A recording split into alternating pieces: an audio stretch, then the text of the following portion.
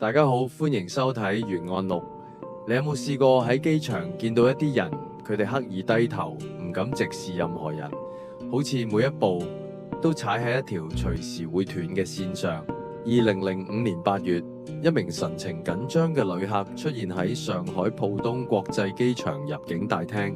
佢身形瘦小，戴住鴨舌帽，着住寬鬆嘅男裝衫，全程壓低帽邊。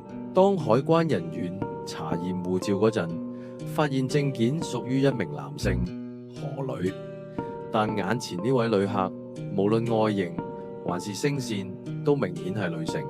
面對質詢，佢語出驚人，聲稱自己做過變性手術，但隨住進一步核查，身份迅速被揭穿。佢真正嘅身份係陳丹雷，清華大學畢業生，美國普渡大學博士生，同時亦係護照持有人何女嘅妻子。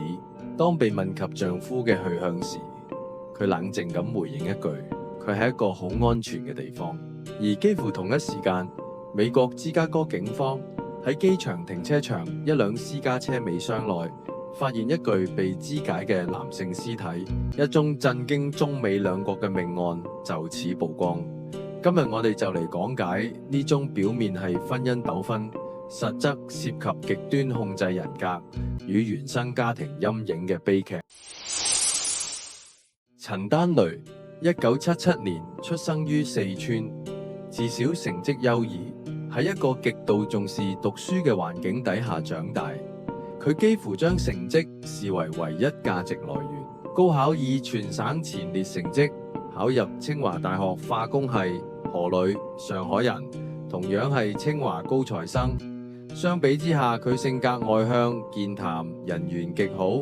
兩人喺大學3年級相識，一個內向、封閉，一個開朗、主動，正正係最容易互相吸引嘅組合，感情升溫得好快。對陳丹雷嚟講，何女唔止係男朋友，更似係佢同世界連接嘅唯一出口。2001年，兩人領取咗結婚證之後，一同赴美。陳丹雷獲得普渡大學全額獎學金，繼續攻讀博士。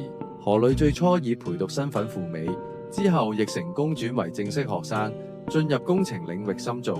喺外人眼中，佢哋係一對標準嘅精英夫婦。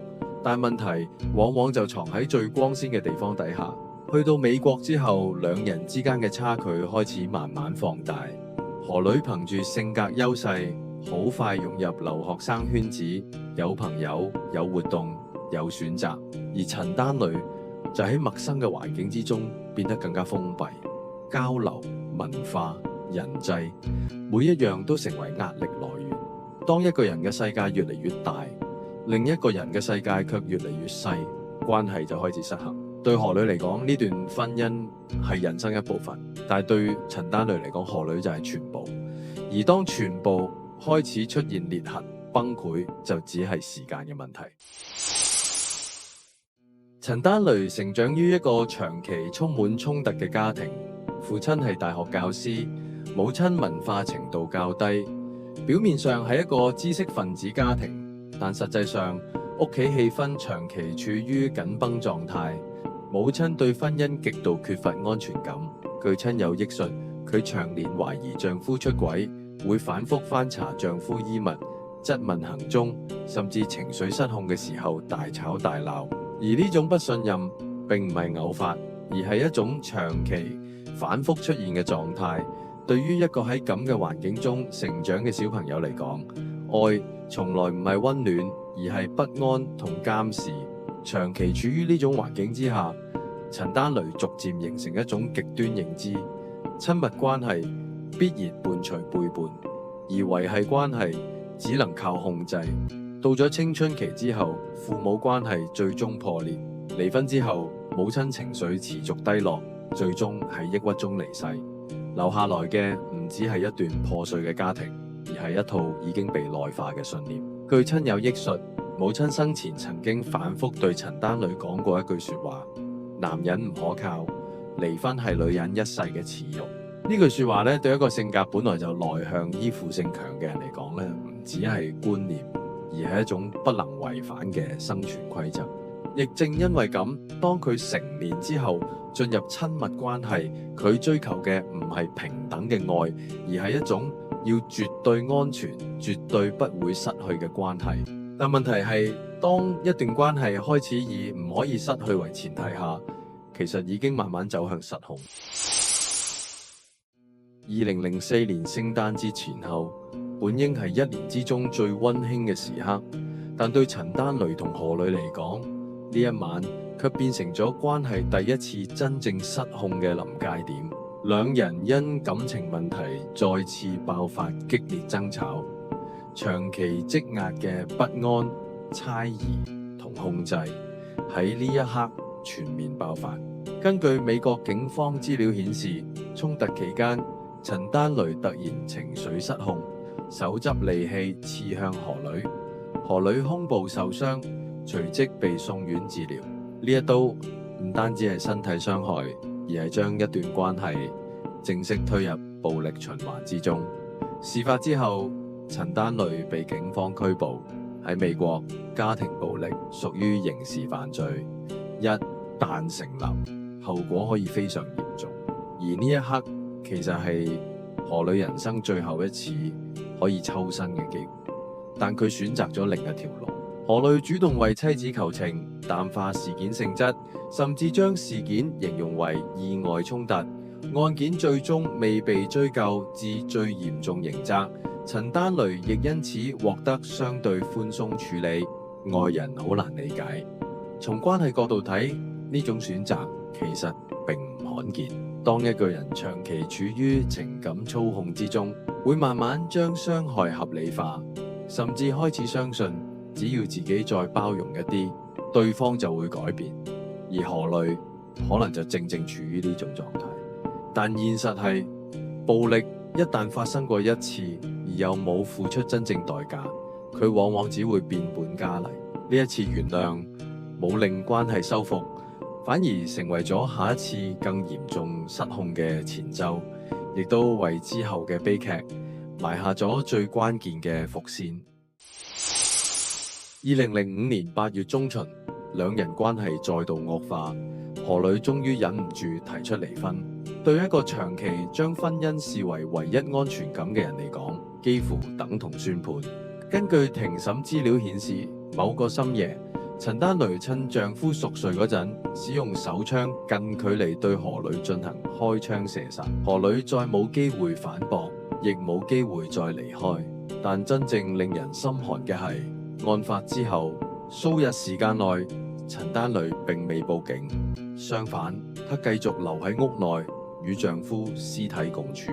冷氣被開到最低溫，空氣清新劑同香水反覆喺屋內噴灑，試圖掩蓋住逐漸彌漫嘅腐壞氣味。當氣味無法再掩蓋嘅時候，陳丹雷開始處理丈夫屍體，分解、入袋、清理現場。整個過程持續相當長時間。曾經有種說法指陳丹雷喺網上面尋求協助者，但經警方調查後未發現實質共犯證據，所以整個肢解同搬運過程極可能由佢一人完成。之後佢將裝有屍塊嘅私家車開往機場停車場。幾日後喺炎熱夏天嘅空氣中，停車場管理人員察覺氣味異常。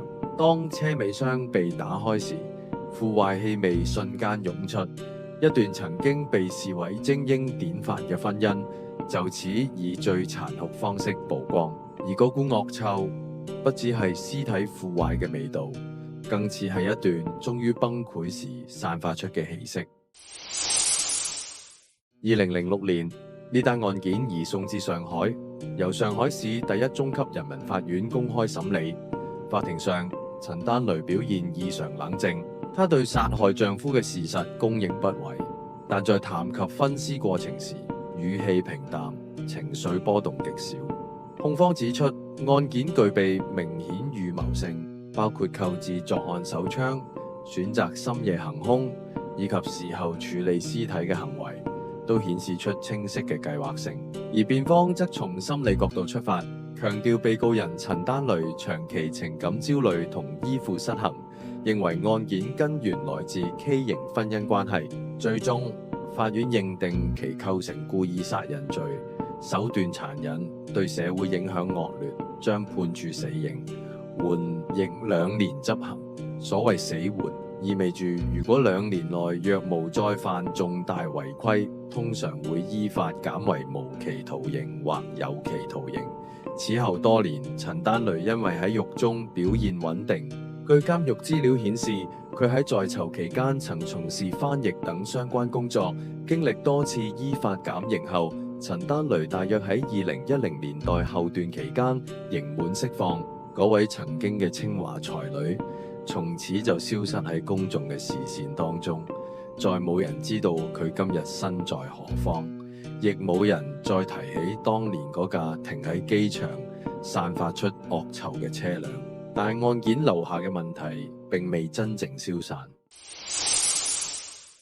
呢單案件當年之所以震撼，並唔係因為高學歷犯罪呢個標籤，學歷從來唔等於人格成熟，知識亦唔等於情緒健康。真正令人不寒而慄嘅係呢種極端嘅心理模式。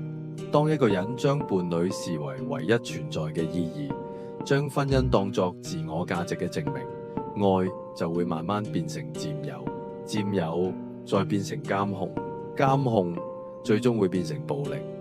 而最可怕嘅係，當事人往往並唔覺得自己邪惡，佢只係覺得自己太愛。但當愛變成不能失去，自由就會變成威脅，離開就會等同背叛。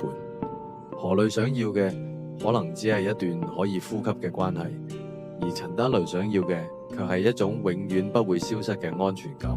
兩種需求最終走向不可調和。